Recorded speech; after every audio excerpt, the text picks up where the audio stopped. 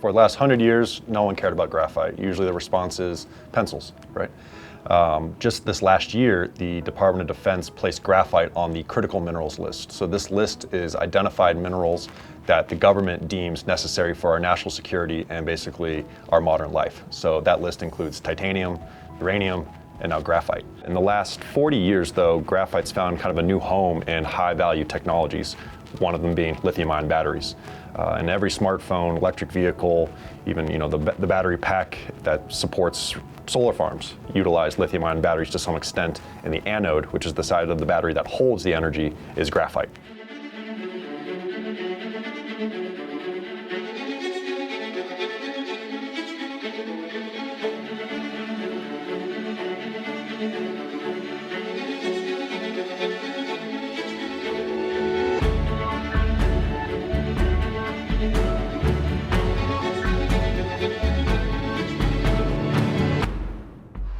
This energy storage boom, in essence, has created, I don't want to say particularly a war, because it's not a war like people are fighting, but it has created some sort of like a Cold War of energy storage, which technically started 20 years ago, but the US didn't realize it had started.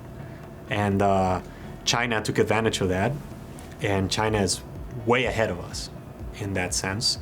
And the US just opened their eyes not even 5 years ago about this, and that actually created the designation of certain critical elements worldwide, including graphite, that are crucial to the national security and economy of the US.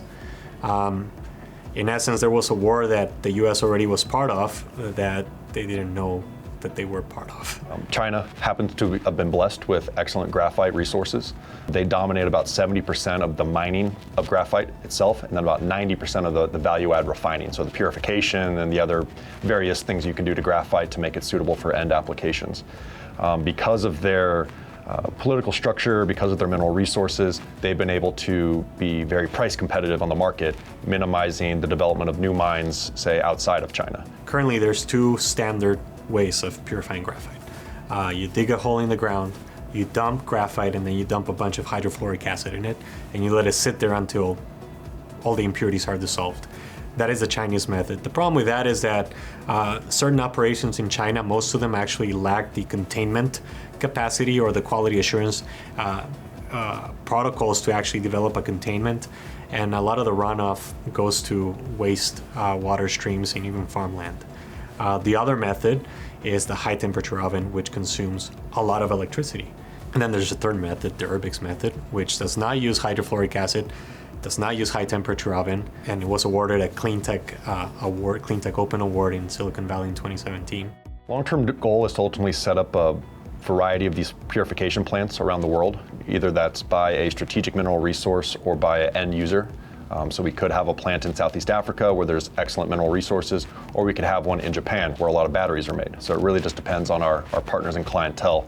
But really what drives me is the idea that I want to see energy storage costs come down, and I want to see it more readily available to the everyday person. $100,000 Tesla is great, but I want to see a $15,000 Tesla. I want to see everybody driving electric vehicles and in a sustainable manner, not just in terms of the car itself, but even all the materials in the supply chain that led up to that finished vehicle. Whether Urbix is that sole refiner of graphite or not, I feel that the Urbix mission is to improve the planet. And I think we'll be a profitable business by achieving that mission.